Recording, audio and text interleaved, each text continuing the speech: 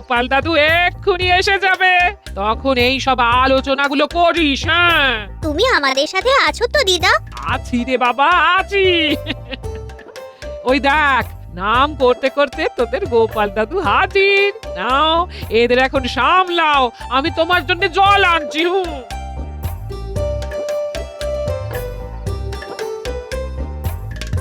বল শুনি। গোপাল দাদু, আর কিছুদিন পর বাংলার নতুন সাল আসছে। তা তো আসছে, তা আমাকে কি করতে হবে? আমরা সেদিন সবাই মিলে চড়ুই ভাতি করব। মহারাজকে একটু বলো না গো গোপাল দাদু। কি গো, শুনলে নাতি নাতনিরা কি বলছে?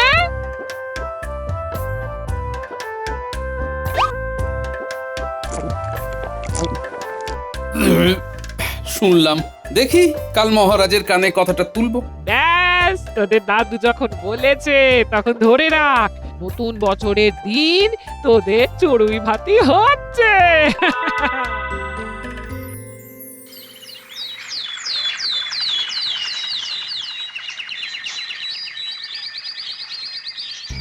মহারাজ, একটা নিবেদন আছে।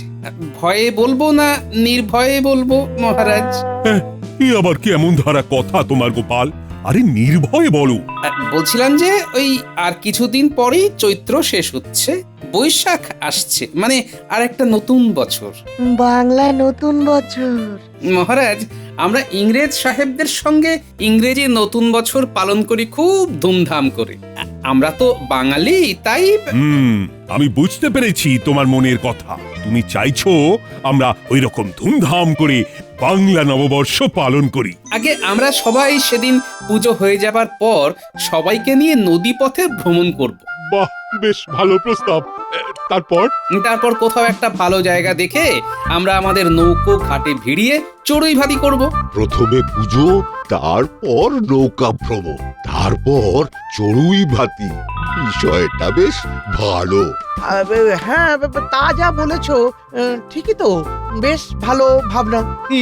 দেখলে মন্ত্রী, এটাকে বলে একটা সুষ্ঠু পরিকল্পনা। তা গোপাল, তুমি যখন এতখানি ভেবে নিয়েছো, তাহলে সব দায়িত্বটা তুমিই নাও।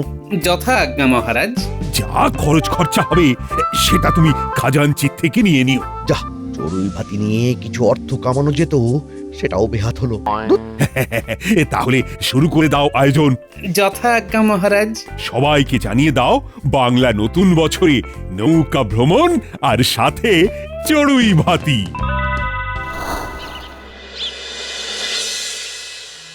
শুনুন শুনুন শুনুন, এবারের নববর্ষের দিনে নৌকা ভ্রমণ ও চড়ুই ভাতির আয়োজন করা হয়েছে। মহারাজের ইচ্ছে গ্রামের সমস্ত মানুষ যেন এই নৌকা ভ্রমণ ও চড়ুই ভাতিতে অংশগ্রহণ করে। সবার জন্যে এটা মহারাজের আমন্ত্রণ। শুনুন শুনুন শুনুন। শুনেছিস? তার মানে গোপাল দাদু মহারাজকে রাজি করিয়েছে। উফ, কি মজা, কি মজা! নৌকা ভ্রমণ আর তার সাথে চড়ুই ভাতি।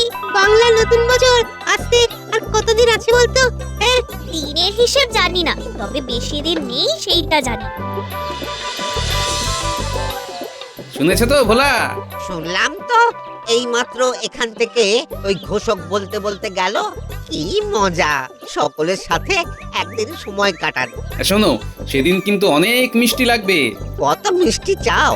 সকালের প্রাতরাশ, তারপর মধ্যাহ্ন ভোজন, তারপর বিকালে, তারপর ফেরার সময়। সব হয়ে যাবে, কোনো চিন্তা করো না, তুমি নিশ্চিন্তে থাকো।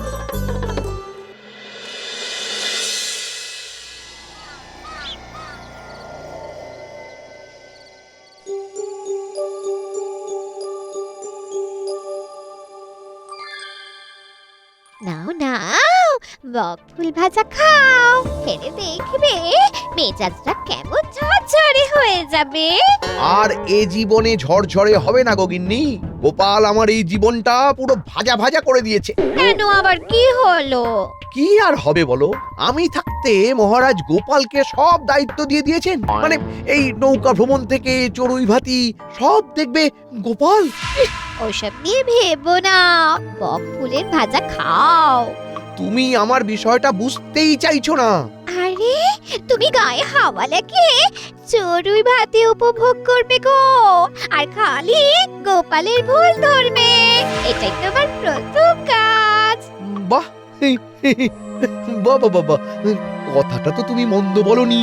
গোপাল তোমার জীবনটাকে ভাজা ভাজা করেছে, এবার তুমিও নববর্ষের দিনটা ওকে একেবারে উল্টে পাল্টে ভেজে দিও। বাবা বাবা, খুব সুন্দর কথা বলেছো। আমি সব সময় ভালো কথা বলি। নাও, মন দিয়ে বকফুল ভাজা খাও।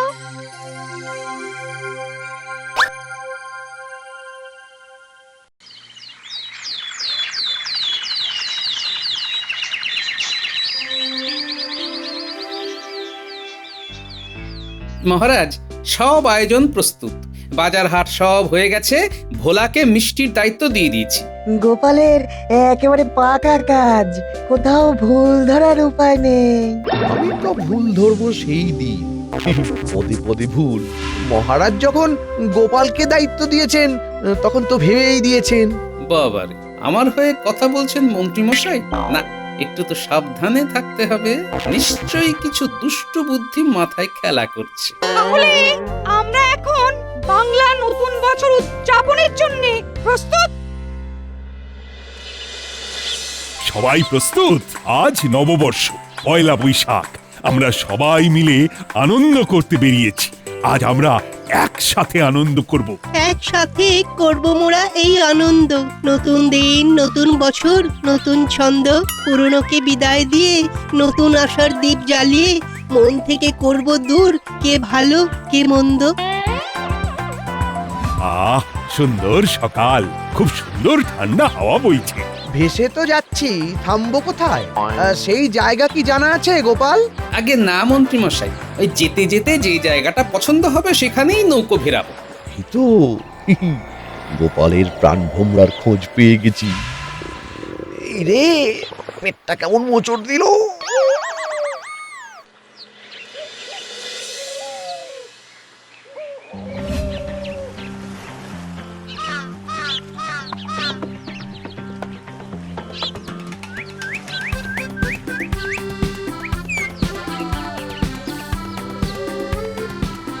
সত্যি গোপাল করে দেখালো বটে।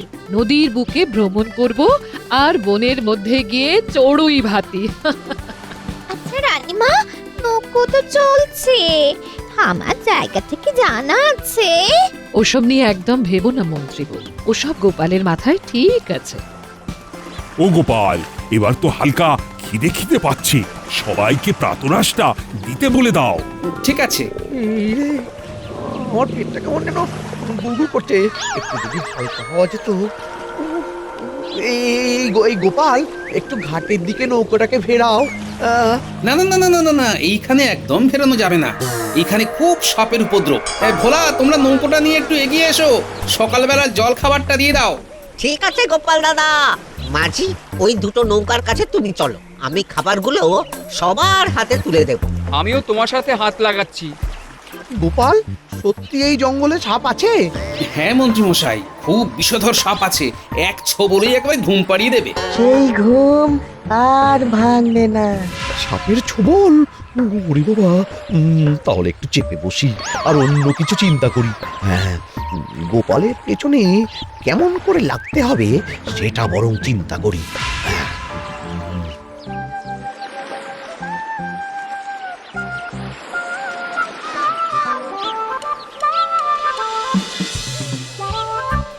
মন্ত্রী মশাই, খেয়ে নিন প্রাতরাশ, খেয়ে বলুন কেমন লাগলো ভোলার দোকানের রসের মিষ্টি।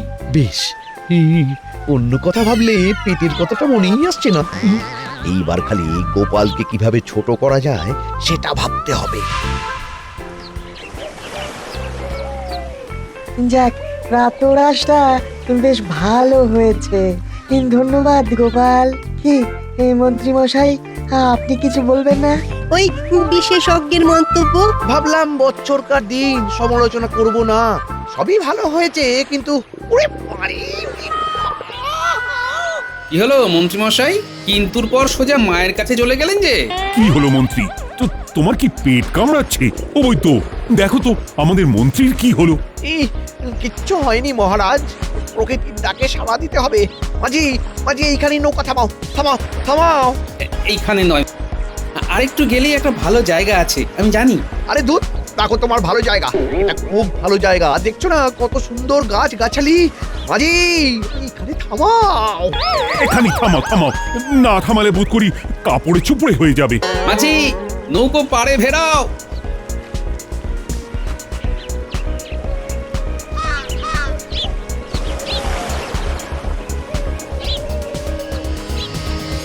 হঠাৎ কি হলো? কি জানি, বুঝতে পারছি না।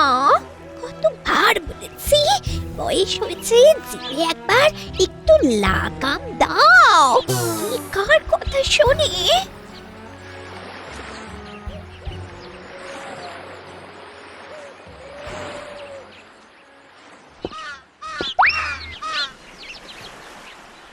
কি গোপাল, তাহলে এখানেই নোঙর বাঁধি? আর কি করা যাবে মহারাজ, এখানেই সবাইকে নামতে বলুন। সবাই কান খুলে শোনো, আমরা এখানেই আমাদের চড়ুই ভাতি করব। বনের মধ্যে ভোজন হবে, বনভোজন সবাই কবে। চলুন এবার নামি সবে।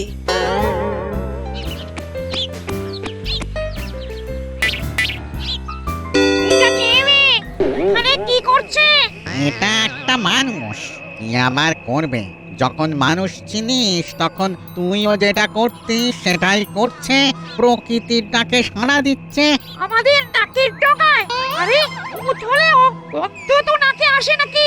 না, কিছু একটা করতে হবে। কি করবি? এই আবার কি হলো? এই, আমার মাথার পাগড়িটা পড়লো কি করে? ঠিক যেন মনে হলো কেউ হাত দিয়ে ফেলে দিল। নির্ঘাত গোপালের নাতি নাতনিদের কাজ, লুকিয়ে গুলতি দিয়ে আমার মাথা থেকে পাগড়িটা ফেলে দিল।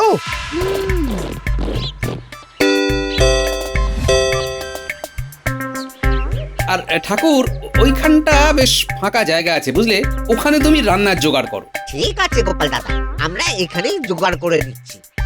এই তোমরা এদিকে চলে এসো, চলে এসো।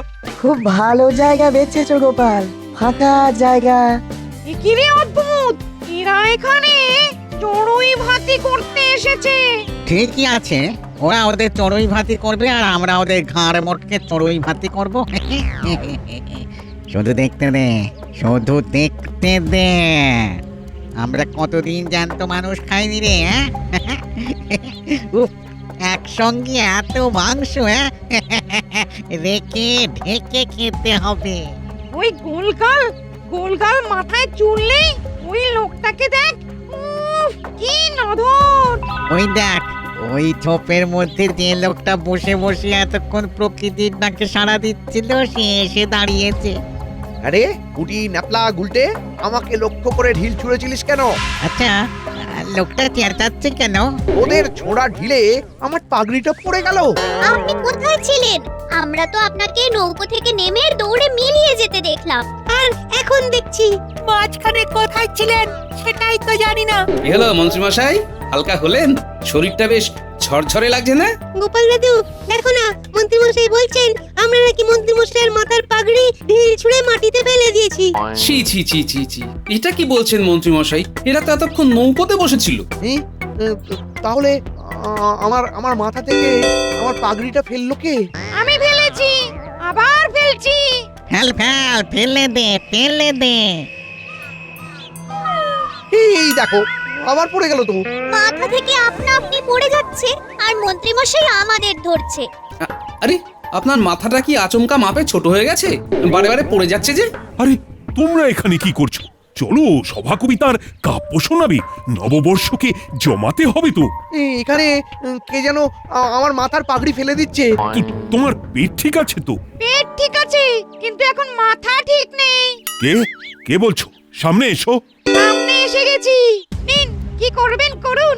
আমি কিম্ভূত আর ও হলো অদ্ভুত, আমরা দুজনে কিন্তু ভূত।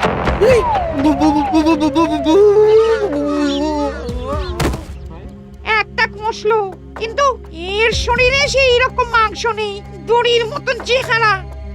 এই লোকটা কিন্তু বেশ নধর। না না, মাথাটাকে বরফের মতো ঠান্ডা রাখতে হবে। সবাই বিস্তর ভয় পেয়েছে। শোনো, তোমাদের সব কথা শুনবো, আগে আমাদের চড়ুই ভাতি করতে দাও। তোমরা আমাদের জায়গায় এসেছো চড়ুই ভাতি করতে, এবার আমরা চড়ুই ভাতি করব। ও গোপাল, এ কোথায় এলাম? নববর্ষের দিনে শেষে ভূতের পেটে যাব। সর্বনাশ, সবাই ভয় পেয়েছে। না না না, আমাকে ভয় পেলে চলবে না। তোমরা কি ভূত? সন্দেহ আছে? তা বাবু, তোমাদের ভূত বলে মানতে আমার একটু কেমন বাঁধো বাঁধো লাগছে, বুঝলে? মানে আমাদের ভূত বলে মানতে পারছো না নাকি? না, তোমাদের দেখে তো আমার ভয় লাগছে না। বিজ্ঞানী, তোমার কি ভয় লাগছে? না না, একদম লাগছে না। কি দেখলে আমাদের ভয় করবে? আগে বলে দাও। আর সেটা কি করে বলবো বলো তো? না, বলতে পারবো না। ভয় পাচ্ছি না শুধু সেটা বলতে পারবো। এটা তো আমাদের খুবই অসম্মানের ব্যাপার। চল একটু নিজেদের মধ্যে আলোচনা করে আসি। শোনো, আমরা নিজেদের মধ্যে একটু আলোচনা করে আসছি। ঠিক আছে, যাও আলোচনা করো। আমরা আমাদের রান্না বান্না এগিয়ে নিয়ে যাই। বেলা হয়ে গেলে সবার খিদে পাবে। নতুন বছরে তো সবাই আনন্দ করতে এসেছে। এ কি ভয়ঙ্কর মানুষ রে, এমন করে বলছে যেন আমরা দুধে ভাতে। এই লোকটা কিরকম সুন্দর ভয় পেয়ে গেল, আর এই লোকটা ওকে ভয় পাচ্ছে না। না না, আমাদের একটু আলোচনা করতেই হবে। চল অদ্ভুত। সভাকবি, চলো, তোমার কাব্য শুনবো। আরে চলো চলো, কিচ্ছু হবে না। আরে আমি আছি না। ও রাজবৈদ্য মশাই, আরে মন্ত্রী মশাইকে কিছু ঔষধ দিন, জ্ঞান ফেরান। ভূত আমাদের নিয়ে আতান্তরে পড়েছে, ভাবা যায় না।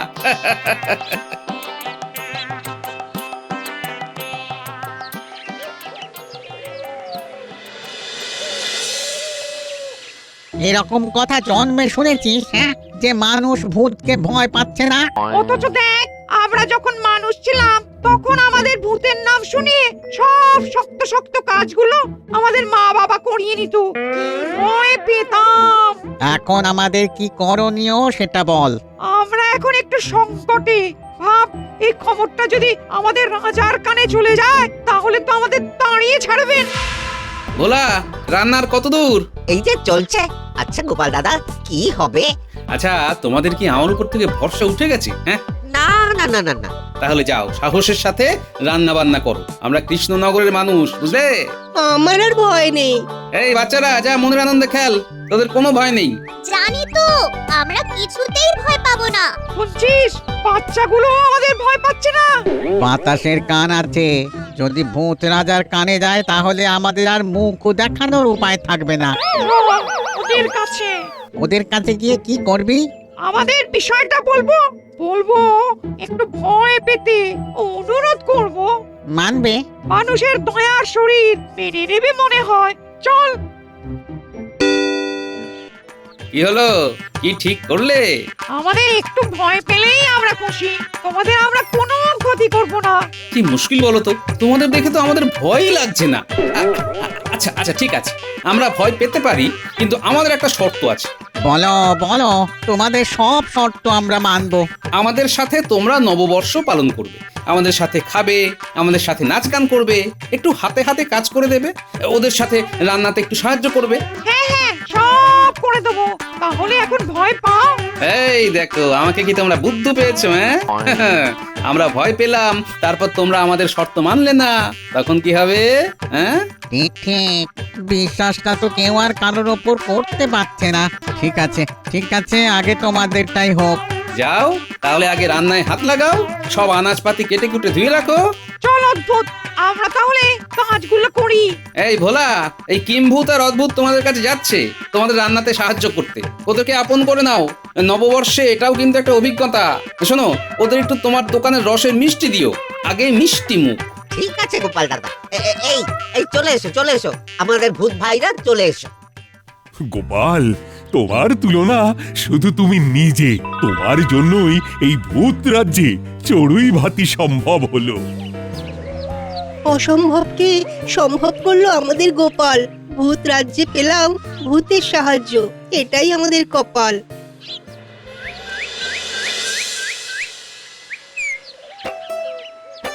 আমাদের সাথে মিশে তোমাদের কেমন লাগলো? খুব ভালো। আমাদেরও তোমাদের দুজনকে খুব ভালো লেগে গেছে, তোমাদের ছেড়ে যেতে ইচ্ছে করছে না গো। তাহলে আমরা এখন কি করব? আচ্ছা, এত ভালো মন যাদের, তাদের কি ভয় পাওয়া যায়? হ্যাঁ, ভয় পাওয়া যায় না না? না গো, ভয় পাবো কাদের? যারা বদমাস, অন্যের ক্ষতি করে তাদের। তোমাদের তো ভালোবাসবো, নতুন বছরে তোমাদের পেলাম, এবার বলো আমরা কি করব? আমাদের ভয় পেতে হবে না, আমাদের ভালোবাসো। কি কি বল কিম্ভূত? ঠিক বলেছিস অদ্ভুত। ভালোবাসা পাওয়া খুব ভাগ্যের। ভূত রাজা যদি আমাদের সমাজ থেকে বের করে দেয় তাতেও কিছু যাবে আসবে না। আমরা মানুষ হওয়ার জন্য অপেক্ষা করব। বাহ বাহ বাহ, খুব ভালো লাগলো ভাই তোমাদের কথা শুনে। তাহলে আমাদের হাসি মুখে বিদায় দাও, চলি গো।